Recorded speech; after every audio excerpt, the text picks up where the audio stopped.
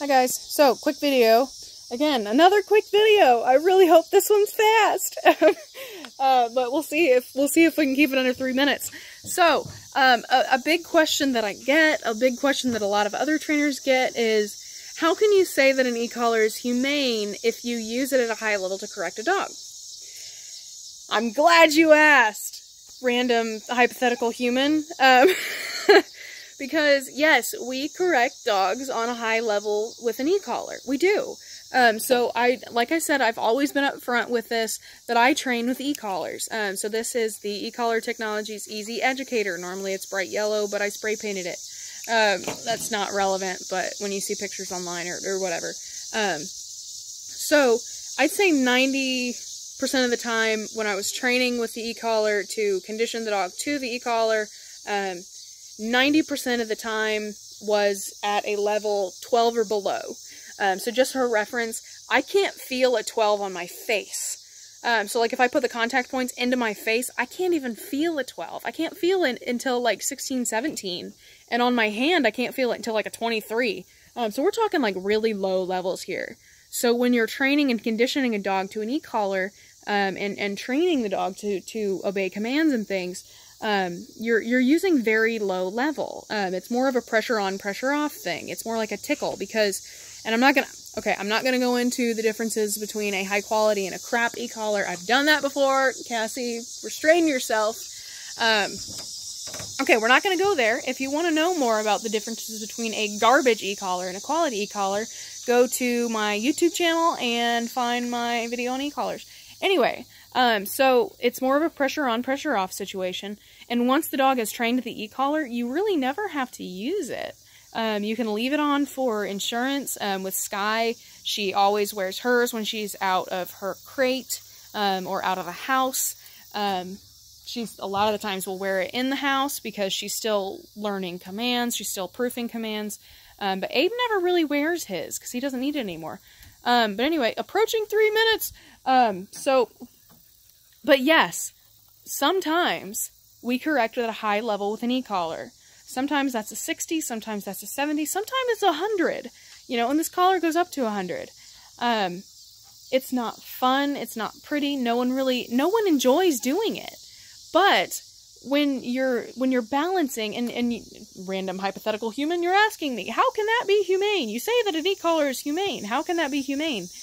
Because if the alternative to a 16th of a second correction on an e-collar is getting kicked by a horse, or running out under a truck, or eating a sock off of the kitchen counter and ingesting it and dying, because that happens. A 16th of a second nick on an e-collar sounds pretty damn good, you know, and we're not doing this, we're not giving them high-level corrections, and I'm over 3 minutes, but we're not giving them high-level corrections for the hell of it. You know, there's a compelling reason for it. We're not giving them a 100-level correction for not sitting when I tell them to sit. That's not what it's about. It's about saving the dog's life, ensuring the dog's welfare, and teaching the dog, having the dog learn a better option. So an e-collar correction at a high level is never just a solo act. It's always paired with what you want them to do instead. But you have to correct and address the bad behavior that you don't want before you can show them what you want instead.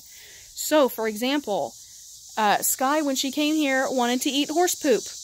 That's not okay, because horses and dogs carry different parasites, and I don't want her getting worms.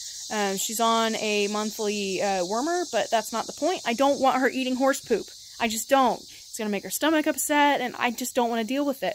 So she got a level 100 nick. Hasn't touched it since. I would have had to spend weeks or months with positive reinforcement training to get her to choose something other than the poop.